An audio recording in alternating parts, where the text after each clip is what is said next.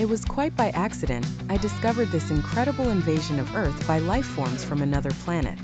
As yet, I haven't done anything about it. I can't think of anything to do. I wrote to the government, and they sent back a pamphlet on the repair and maintenance of frame houses. Anyhow, the whole thing is known. I'm not the first to discover it. Maybe it's even under control.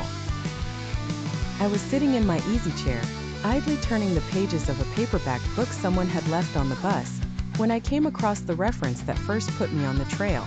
For a moment I didn't respond. It took some time for the full import to sink in. After I'd comprehended, it seemed odd I hadn't noticed it right away. The reference was clearly to a non-human species of incredible properties, not indigenous to Earth. A species, I hasten to point out, customarily masquerading as ordinary human beings.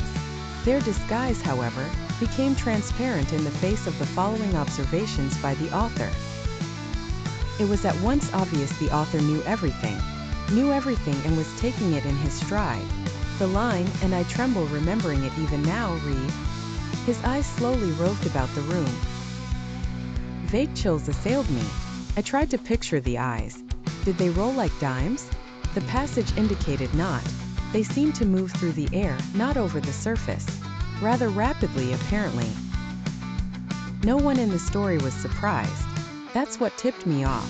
No sign of amazement at such an outrageous thing. Later the matter was amplified. His eyes moved from person to person. There it was in a nutshell. The eyes had clearly come apart from the rest of him and were on their own.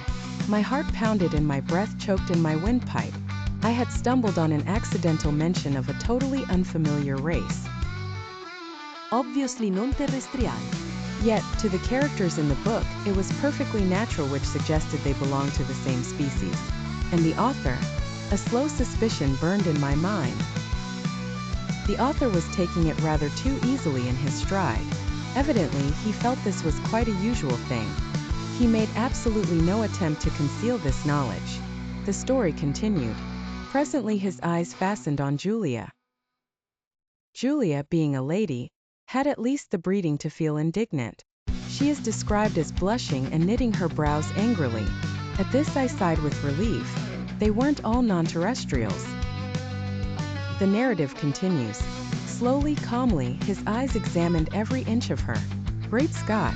But here the girl turned and stomped off and the matter ended. I lay back in my chair gasping with horror.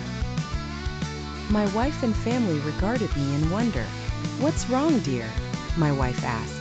I couldn't tell her. Knowledge like this was too much for the ordinary run-of-the-mill person. I had to keep it to myself. Nothing, I gasped. I leaped up, snatched the book, and hurried out of the room. In the garage I continued reading. There was more. Trembling, I read the next revealing passage. He put his arm around Julia. Presently she asked him if he would remove his arm. He immediately did so with a smile. It's not said what was done with the arm after the fellow had removed it. Maybe it was left standing upright in the corner.